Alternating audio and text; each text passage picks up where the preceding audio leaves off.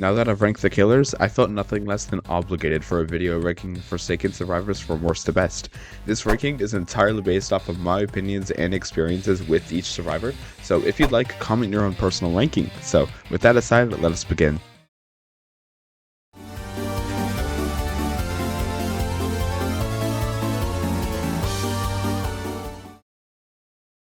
Pre-rework. This video is made before 2Time's rework has dropped, so 2Time is easily the worst character in Forsaken. 2Time has 0 abilities and their sole purpose is to run, complete generators, and possibly give people items. They have 0 mobility buffs unlike the other 2 survivor lists, except a small burst of speed upon summoning their second life. 2Time lives 2 times. After killing the 80 health in their first life, they get a burst of speed to run off in their second life, which they will die in like 2 hits to, so not even 2 times health can even possibly give them a higher spot on this list. There's honestly hardly anything else I can say about 2Time, but I'm very confident that rework will be good.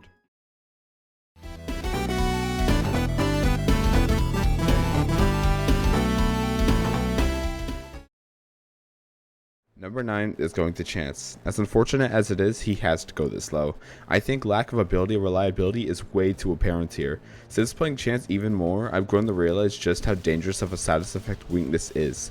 When put into action, Chance is probably the most vulnerable survivor unless left completely alone by the killer, which gives them time to get a substantial amount of HP. It's a double-edged sword, as you must gain your abilities through exactly what will cause your downfall, making it completely down to the killer's actions of leaving Chance alone. Everything about Chance surrounds the coin flip, which is how he gains his abilities of a gunshot or re-rolling his health. The gunshot is a really good attack. It has an insane range and sometimes the best stun in the game. But no, the gunshot is the best stun in the game when it works. The dangers that come with using your only attacking ability are a bit too high sometimes, even though more successful coin flips adds to your charges, giving the gun a higher chance of success. A failed gunshot either leaves you super vulnerable or completely explodes and damages you. And if you happen to be debuffed with the weakness you stacked up from the coin flips, you can die in literally 1 to 2 hits. Of course, this could be saved by luck of reroll. This ability changes your maximum health anywhere from around 50 to 130. As good as it sounds, well, yes, 130 is stupidly good. Combined with using Chance's main mechanic that literally makes you take more damage is what balances the aspect of this character. And of course, getting unlucky enough to go all the way down to 50 health is diabolical. This character is difficult to rank. With the best of luck, you can be a powerhouse in the game of Forsaken, but with the worst of luck or even just decent rolls, you can die in a sudden 2 hits, lose your weapon for the rest of the round, or reroll your health to the lowest in the entire game. Chance is so tough to rank due to the nature of his abilities, but I genuinely cannot put him higher for the rest of the list. It's just too risky.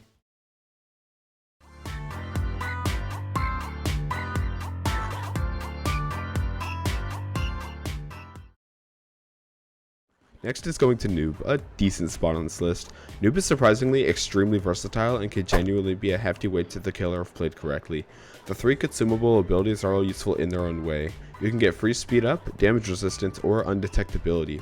Noob has 2 free consumables for both speed and damage resistance. The Bloxicola used for speed is a really nice thing that I always have on hand, and the speed is genuinely amazing. You can get really far away and you can still pick up extras around the map. Sledskate is the absolute best ability, giving your full immunity and slowness. Sledskate is also very useful to use in the last seconds of the game, and as Noob is a survivalist, this is a very good strategy to keep in mind. If you were to correctly use Ghostburger, which makes you pretty transparent, it would be really useful to both not get detected by the killer's tracking abilities and to sneak past them, perhaps while 1x has his vision blurred. Ghostburger is a huge counter to the killers during Last Man Standing, sometimes shattering their entire chance of winning by successfully using it. All of these abilities can be used in such ways that makes Noob a very, very versatile survivor in Forsaken, but outside of Last Man Standing, Noob gets severely outcompeted.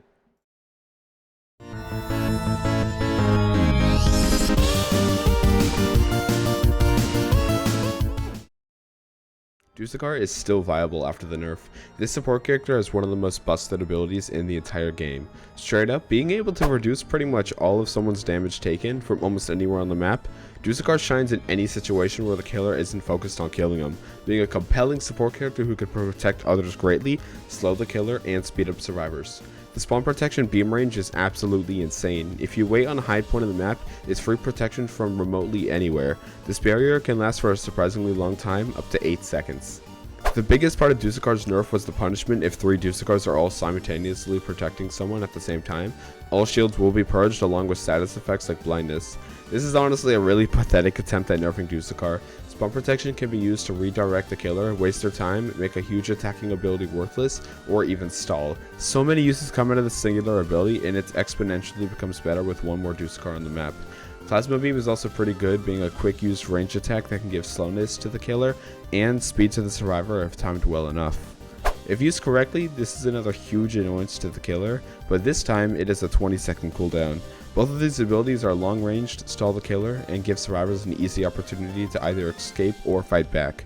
Dusekkar adds a whole other layer onto how the survivors can strategize against the killer and win. But Dusekkar has 2 huge downsides. One is lack of mobility. He has a pathetic 90 HP, with 0 movement buffs, making it probably the easiest kill for the killer. If the Dusekkar isn't kept away, it's a game over for them, and this is unfortunately a huge downside. The point of Dusekkar is to stay away from the killer as much as possible, so when this is overturned, there is not much longer for this survivor. The second downside is how unbelievably map-based this character is. Yorick's resting place, Dusekkar is busted. Horror Hotel, almost useless. If you get the wrong map with Dusekkar, pretty much all of the points I said above become irrelevant.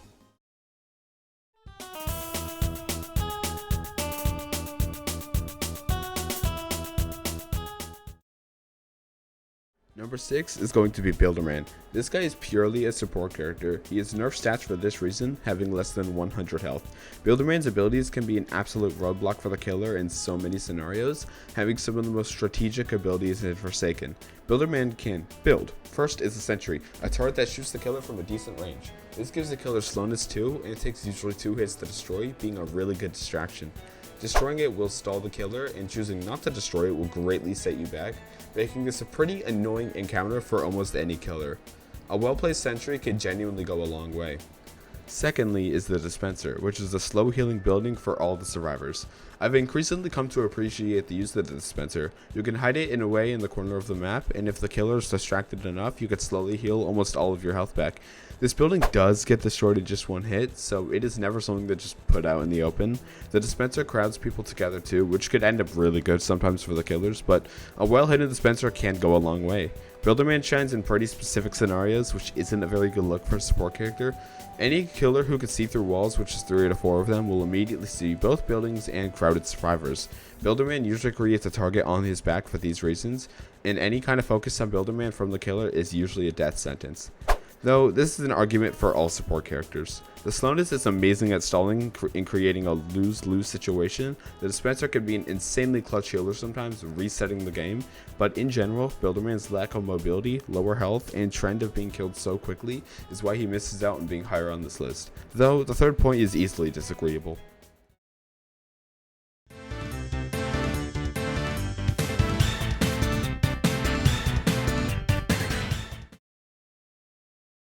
Shedletsky is another really solid example of being well balanced. He has a pretty reliable attacking ability, a minor healing buff, and average mobility. Shedletsky is equipped with a slash of his own, swinging a sword in front of him, stunning the killer for a few seconds.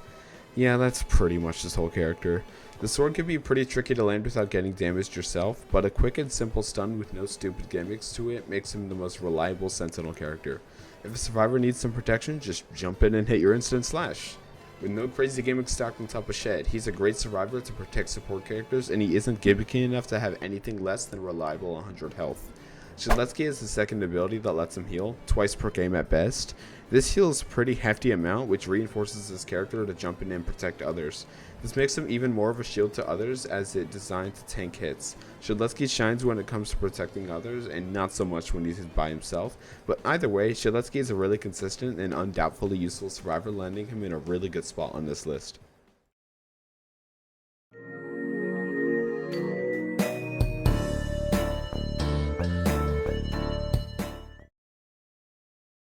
Taph is the newest survivor in Forsaken, and I've tried to avoid all recency bias possible with the number 4 placements.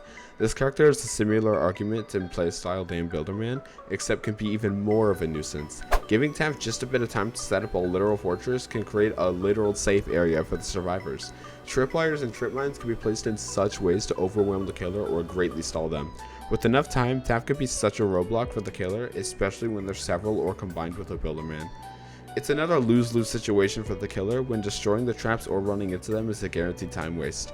The huge downside is obvious. The second Taph is targeted, you better hope someone got your back or you have traps set up elsewhere, or there's no chance you're surviving. But nonetheless, the effect this survivor has, especially when stacked, puts Taph just out of top 3.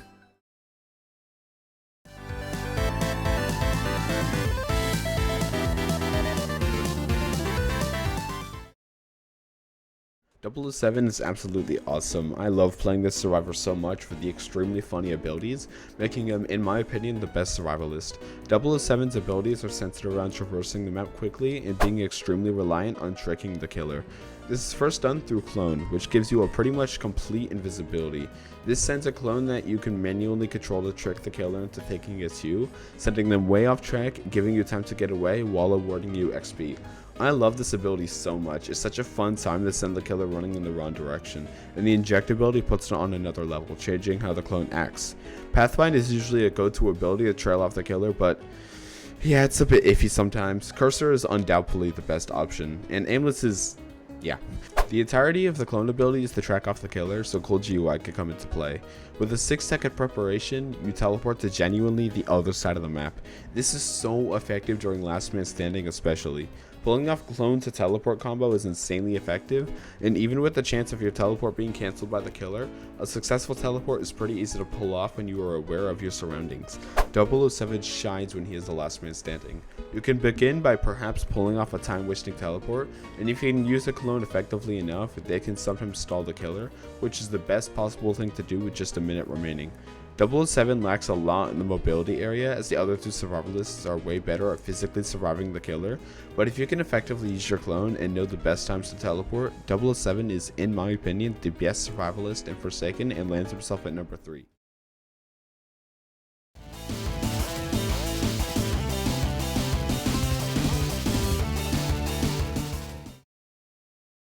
Yeah, I put Guest at number 2.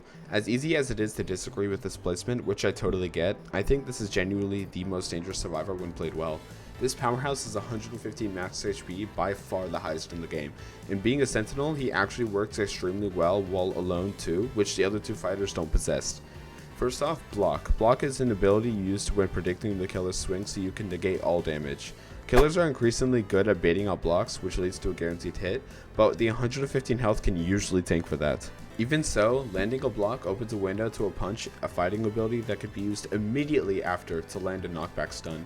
This is insanely powerful and extremely hard to dodge on the killer's end.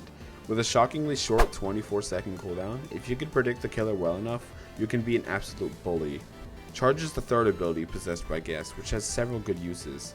It can knock out minions, hit the killer off ledges or down staircases, escape from a dangerous scene, bonk the killer back during a chase, so many uses. Guest just has so many abilities that can make the killer's life so much harder, and the really generous cooldowns on his abilities help that even more. In general, Guest is really good when played well. So many Guest players are piss easy to predict a block and land a free hit every time, but hey, that's the player's fault, not the character.